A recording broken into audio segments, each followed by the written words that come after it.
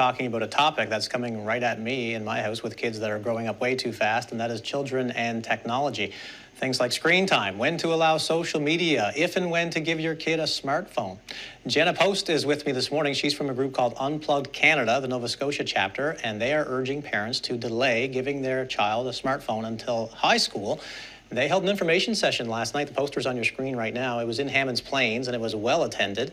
And Jenna's here dark and early on a Friday morning to talk more about this event and about the group. Good morning. Welcome to the show. Thank you. Yeah. So why you for this group, Unplugged Canada? Because you started the Nova Scotia chapter on your own. Well, it was me and a couple other ladies who are also passionate about this. I have two young kids myself. Yeah. And, I've worked in the tech industry the last 20 years, so I both understand the incredible benefits that technology can bring and the tool it can provide. Mm-hmm. But I also understand the impact it can have on young developing minds. And so I'm trying to help make some change in our communities here and have this topic be talked about more. Yeah, so I talked to you yesterday on the phone about last night's event. We kind of missed the preview of that, but we can recap it. Tell me about last night. What happened?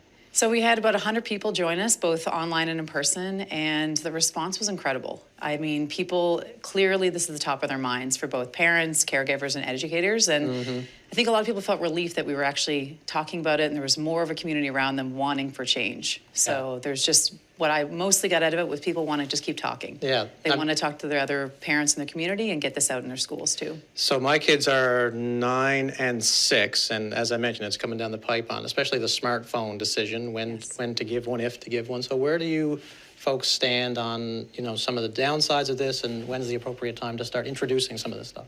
Well, 10 years ago, we didn't have any research on the impacts of this, and now it's overwhelming. So these smartphones are really fueling a mental health crisis with our kids. They're exposing to inappropriate content.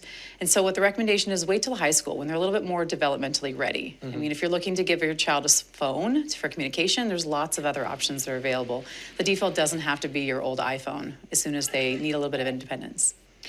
That's the mixed opinions that I get on after-school pickup and things like that. And I have friends who are parents, and they do give their kids smartphones, Jenna, but that's because their kid now needs to get on a school bus. Yes. And there's the issue of connectivity with your parents. You want to stay in contact if the bus is delayed, or who knows what happens. Safety is a big issue. Yes. So what do you say to that argument? I guess you just answered it when you said there's other options, but what are some of those options? Yeah, a few options are, there's some great smartwatches that have the capability to both just text and call, that look for parental control ones that don't have all those distractions that a smartphone also can bring. Mm-hmm. And there's some other phones out there, like there's the Pinwheel phone that's come out to Canada, and it allows you to have all the tools you need to keep them safe, to have, even some of the educational benefits on it, but you cannot get a browser and you cannot get social media on it. Mm-hmm. It's just not an option. So you can give them that tool for safety, give them that tool for communication, but just keep the distractions away. Mm-hmm. Now, my wife has been reading this book over the past year, The Anxious Generation. Yes. And I know you read that as well, and that kind of sparked your interest to kind of create some change. So what is it from that book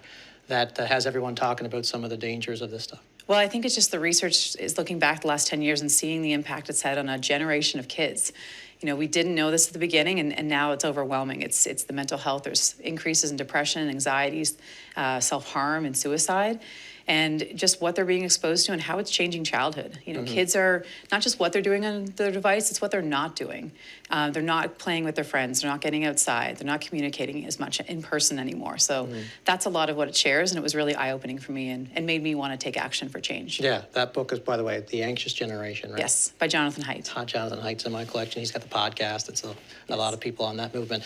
What about parents? Because I know I'm probably on this thing too much as well, and that kind of imprints on our own children that we're on our phones too much too. Yeah, how parents emulate their use of technology really impacts their kids too. Something I've done is try to be more conscious of my use. My work is on my phone. I do need to use it. I try to actually narrate to my kids what I'm doing on it. Because for parents, it's a tool many times. That maybe messaging, a person at work that needs an answer right away. Or maybe I'm looking up a recipe for dinner. Yeah. So I try to do that when I need to have it. And then I actually put a lot of limits on myself, reduce all those notifications that aren't urgent, and keep it in another room as much as I can. Mm-hmm. What else is coming for Unplugged Canada Nova Scotia chapter based on last night's successful meeting? Lots of stuff going on. Yeah, we've had a lot of requests to have more of these sessions. A lot of people are looking for this to happen in their schools, even to the kids in the schools and middle schools. How can we have a version of this for those kids to understand what the impacts are to them? And the province has realized this too, because they've got the smartphone bans in schools that started in September. It sounds like it's effective. Yes, yeah. I think there's a little misconception that it's full band bell to bell all the way to high school. It's Right. actually just for elementary. So I think there's more work we have to do, especially in the junior highs.